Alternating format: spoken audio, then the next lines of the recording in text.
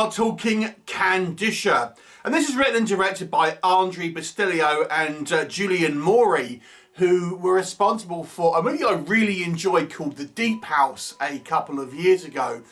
So Kandisha is a French language movie about a kind of Islamic vengeful spirit. So it takes place in this rundown kind of urban area where you have all these kind of teenagers just hanging around these kind of condemned building and stuff. So you have this kind of multi-ethnic kind of community there, and it's a bit of a rough life for everyone, you might say. And it focuses on these three kind of teenage girls, and one of them is kind of abused by an ex-boyfriend, and they basically find out there's this kind of legend about this kind of spirit that kind of takes vengeance on men called Kandisha from kind of Islamic folklore. And apparently she's like a kind of a woman who was abused by men and her spirit bodied with a jinn, creating this kind of entity. And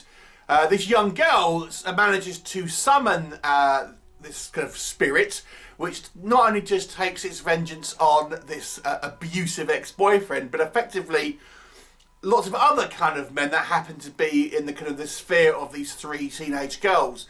Of course, they want to stop it. What will happen? You'll have to watch the movie and find out. So, let's discuss what I think works in Kandisha.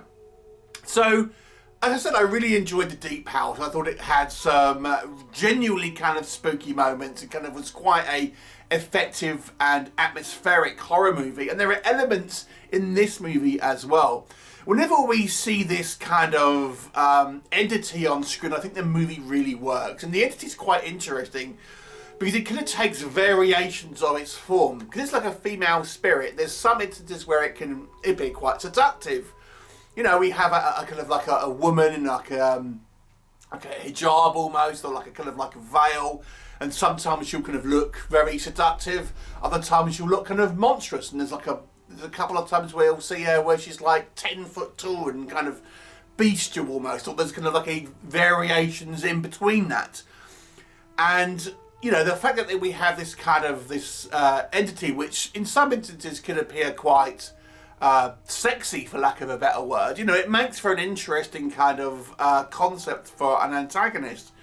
You know, it's on this mission where it's kind of trying to take out basically any kind of man that kind of comes across, be they guilty or innocent of any type of crimes. And there are some particularly kind of like well-crafted kind of kill scenes here, which are quite effectual, a good use of kind of practical effects and some kind of good gore shots here.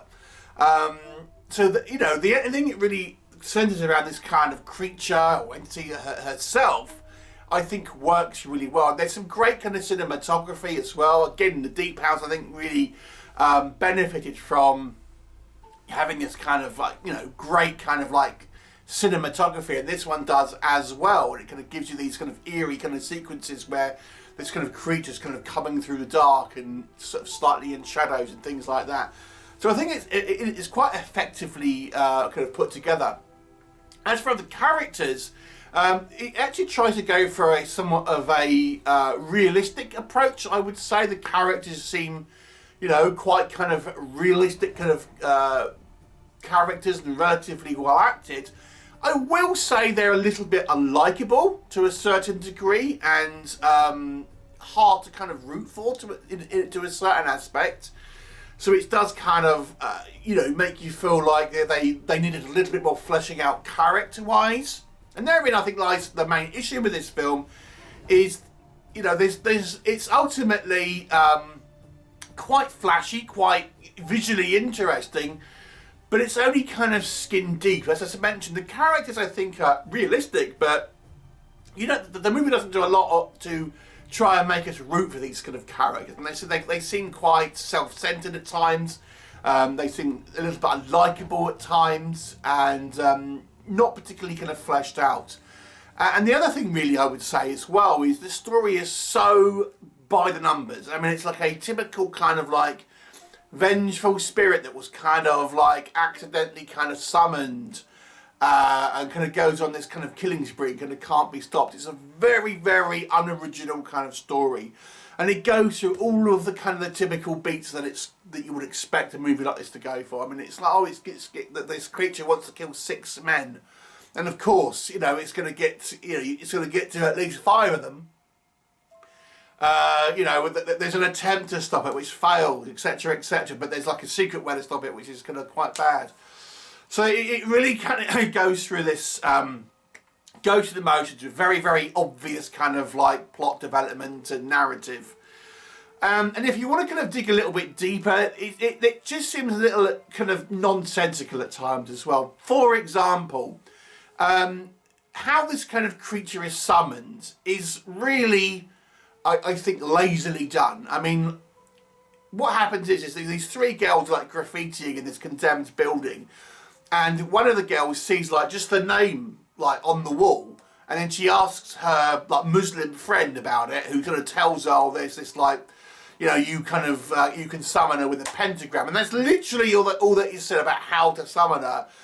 Yet she somehow manages to kind of do it just by kind of chanting her name and that sort of thing. And I think, are pentagram, I mean, I don't know this bit, but are pentagrams really associated with, you know, Islam and all that? I don't know. Maybe one of you could tell me. But and that works. Just it's kind of like, she's not instructed to how to do it or anything. She just kind of like manages to do it just because. So there are some kind of like a little kind of like silly shortcuts that I think are made. So they're just kind of like, unfortunately, undercut some of the kind of the performances here that are kind of on the more realistic side by having these kind of sort of sillier moments to a certain degree.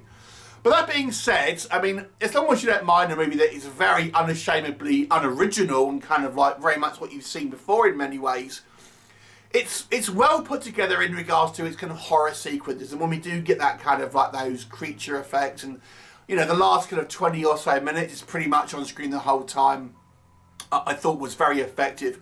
I didn't like the inevitable little stinger that these horror movies tend to have. Again, I think it undercuts what we've seen before. You know, the last sequence of the movie, it's like, oh, it's typical of these little sort of stinger sequences that horror movies feel they have to have a long time. But, you know, despite its kind of like, it's something you've probably seen before in regards to story-wise, it's effectively made with realistic characters. Like, you know, maybe you can forgive the fact that they're a little unlikable because they're kind of trying to go for more of a grounded kind of like realistic portrayal. Who knows? But it's still a kind of an interesting kind of movie with some great visual flair and a safe but predictable story. I'll give it a 6 out of 10. Have you seen it? What did you think of it? Please do leave me a comment and I'll look forward to seeing you next time. Bye for now.